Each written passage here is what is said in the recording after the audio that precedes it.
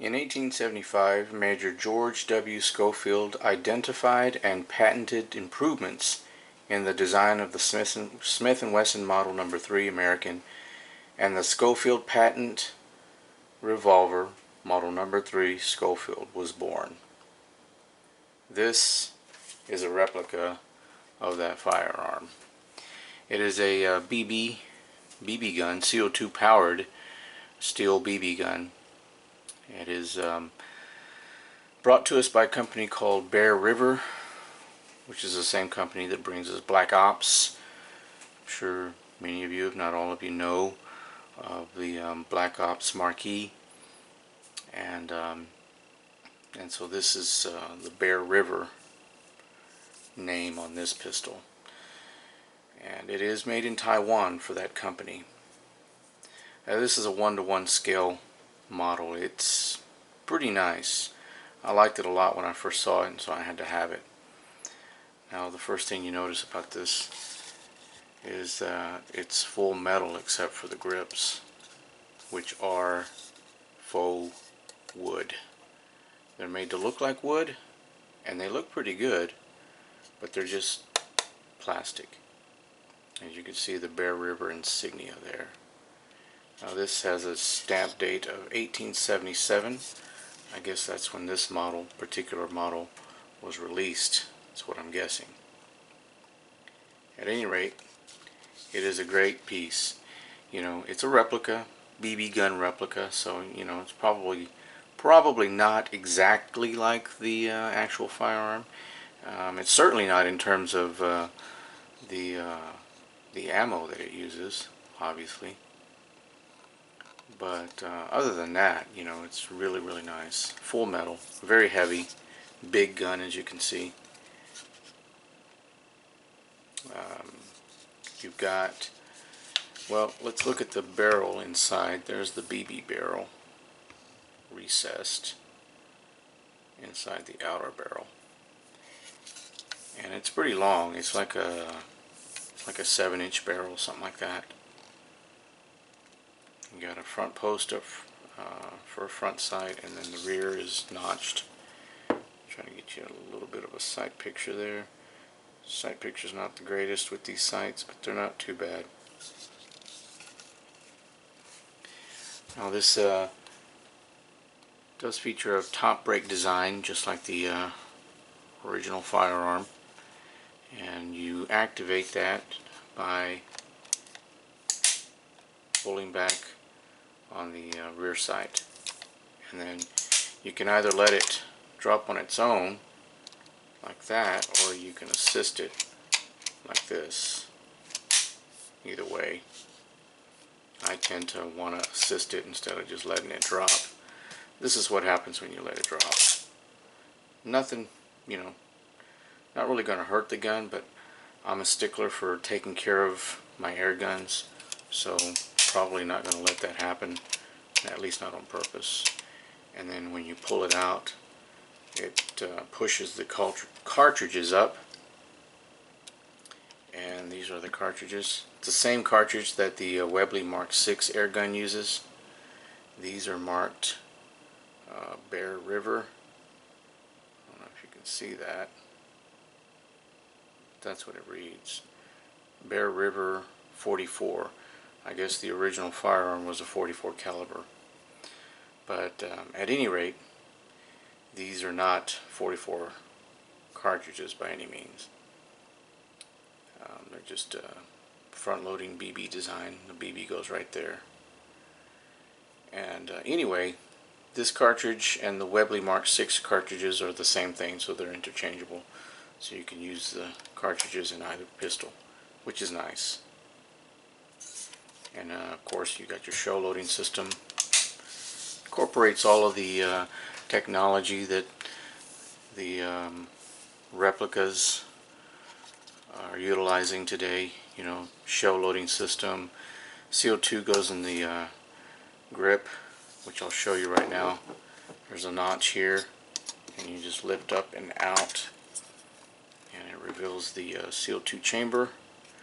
And of course, this has a built-in hex wrench so that you can easily tighten your CO2 with. And there's the screw right down there. And that's how it works. Pretty simple. Snap that back into place. Now in terms of markings, well, there aren't any other than on the grip on the left side. On the right side, again, you get the Bear River insignia there. And then this ugly warning information.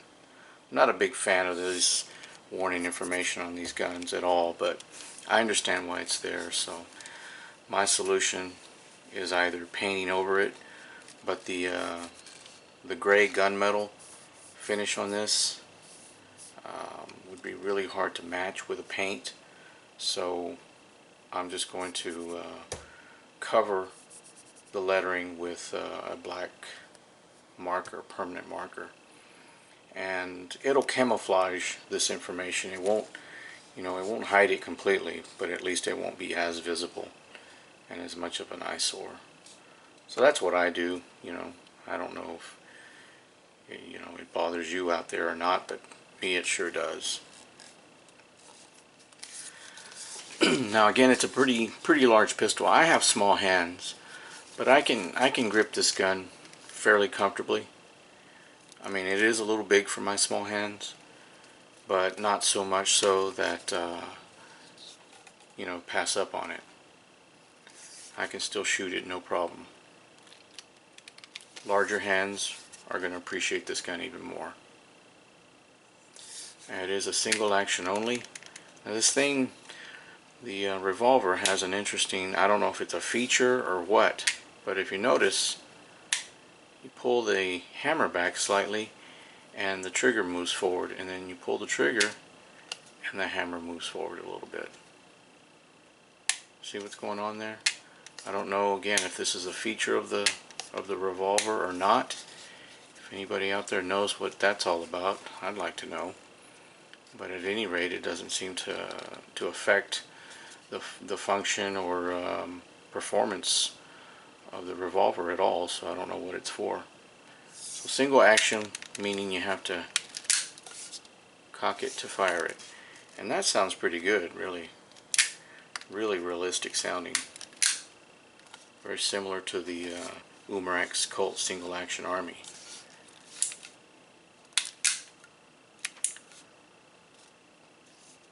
Safety is located right here behind the hammer, and it is marked with the letter F and a red dot for fire and a white dot and the letter S for safety.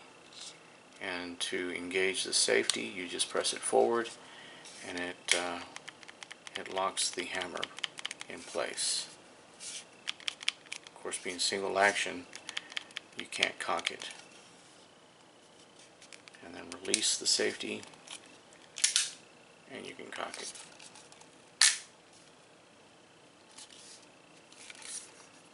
Alright, so I bought this gun for basically $120, $119.99 at Pyramid Air.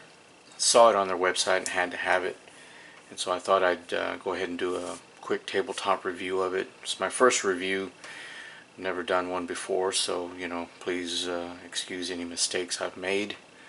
I'm really not going to bother editing this video, just going to go with it. I love this gun for the most part. Didn't really talk about performance, but I've shot the gun, shot the revolver, and it's fairly accurate. It's not pinpoint accurate, but I was shooting from a distance of 20 feet, and I was fairly pleased with the accuracy. Not bad at all. CO2 consumption is pretty good as well. Excellent, really. I got 72 shots before CO2 started to deplete, and then I was finally able to get 88 total shots out of it, but only 72 usable shots. So pretty happy about that. The only thing again is the plastic grip. They look good, but I'd prefer, if they're going to look like wood, I'd prefer it to just be wood, and I'd be willing to pay the premium for that. The other complaint I have about this gun, such a nice gun should not come in blister packaging. This is what you get. Pretty sad, really, because once you open this, it's just trash after that. You know, no collector really wants this, especially if you want to resell it. You know, a box is so much nicer, and I think adds a little more to the value of the gun if you have a box. But this is what you get. They claim 410 FPS. I don't have a chrono to substantiate that or not, so I'm just going to go with it that you know, it shoots around that. That's probably pretty close anyway. Alright, so I wish it came in a box, and I wish they would at least offer a version with wood grips. But I really like the gun. If you're into historic pieces, this is definitely something to buy and add to your collection. So I'm really happy with it so far, because I just bought it. We'll see what it's like long term.